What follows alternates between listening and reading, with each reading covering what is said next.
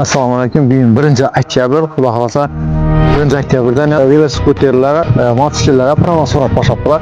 Bu hamma mototsikllar emas, Motosiklet, skuterlarga prava so'rab boshlangan. Xudo xolasa ko'rishingiz mumkin. Shunday skuterlaringiz bo'lsa, mana ko'rishingiz mumkin. Bu bizning skuterimiz 22 ni ko'rsatib ketdi, 22 dan aylanib chiqmaydi. 22 dan aylanib chiqmaydi. Kelishingiz mumkin.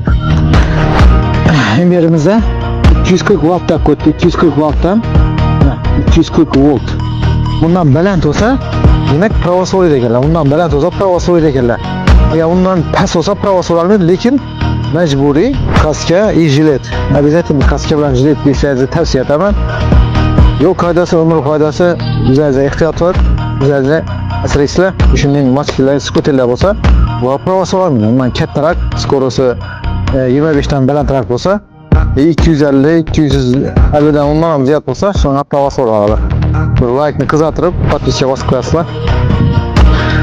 Bir vishga, yana ko'rishingiz mumkin, mening skuterim 22 da yuriydi, lekin 55 ni ko'rsatib turibdi. Bir marta men o'tganim bilan 55 ni ko'rsatib turibdi.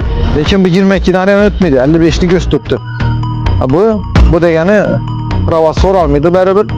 Isbotlab bersangizlar, prava umuman so'ralmaydi. Shunday skuterlar kerak bo'lsa, shunday ajoyib bor skuterlar kerak bo'lsa, bemalol Sanatamizning do'koniga borib, bemalol olaverasizlar. Manzili boyat ko'chani to'g'risida Sanatamning motosiklari, skuterlar hammasi bor. O'zimiz tushuntirib, o'zimiz ko'rsatib beramiz, xalqimizga. Sanatamni o'zimiz tushuntirib beradi. Bir like ni bosib, tasdiqlab qo'yasiz.